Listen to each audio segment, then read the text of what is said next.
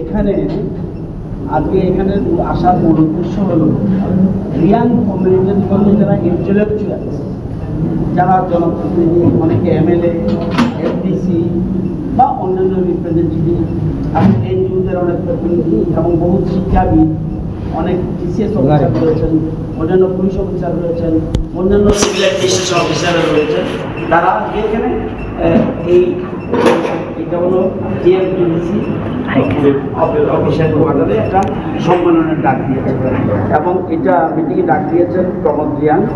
ওনাকে একটা বিশেষজ্ঞ কমিটি, রাজ্য সরকার একটা কমিটি করেছে, বিশেষজ্ঞ কমিটি, যে রিয়াং ভাষা যেটা কব্রু এক্সপার্ট কমিটি, সেটাকে কীভাবে ইমপ্লিমেন্টেশন করা যায় এই জন্য একটা কমিটি করে দিয়েছে।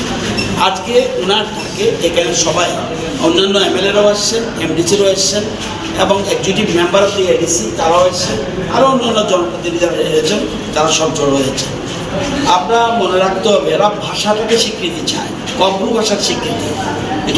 আগে রিয়াংরা ত্রিপুরী, ত্রিপুরা, দেববর্মা, রিয়াং এরকম অনেক সম্প্রদায় যারা বিশেষ করে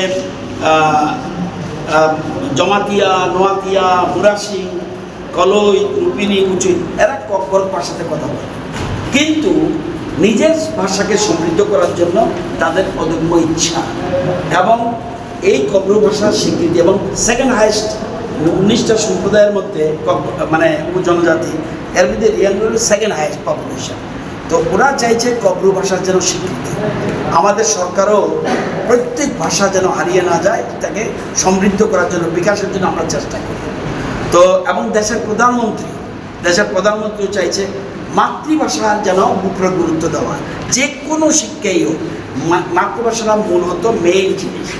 তো আমরা বিভিন্ন রকম ভাষাকেও আমরা ত্রিপুরাতে গুরুত্ব দিচ্ছি। আমাদের আগেকার মুখ্যমন্ত্রী বিপ্লব কুমার দেব, বর্তমান মুখ্যমন্ত্রী ডক্টর মানিক শাহ, সবাই চাইছে কোনো ভাষা যাতে হারিয়ে না যায়। তো আজকে এখানে আমি এসেছি তাদের আমন্ত্রণে, তাদের ভাষা যাতে আরও বিকশিত হোক এই জন্য আসা, এবং তারা একটা ডিমান্ড দিয়েছে to the chief minister through me, এবং আগামী দিনে ওনারা নিজেরও সেখানে দুটো ডিমান্ড রয়েছে। 1 নম্বর রিকগনিশন অফ কব্রু ভাষা, সেকেন্ড ইজ অজাগিরি যে ফেস্টিভ্যাল, এটা world famous now, not in India, not in Tripura, world famous. সেই অজাগিরি ফেস্টিভ্যাল এই টিমকে নিয়ে আমার মনে আছে শান্তিবাজারের একটা টিমকে নিয়ে আমি রাশিয়া গিয়েছিলাম 1989, সেখানে গিয়েছিলাম ভারত উৎসবে যোগদান করার জন্য। তো অজাগিরি ড্যান্স শুধুমাত্র ত্রিপুরা বা দেশের মধ্যে নয়, সারা পৃথিবীতে জনপ্রিয়।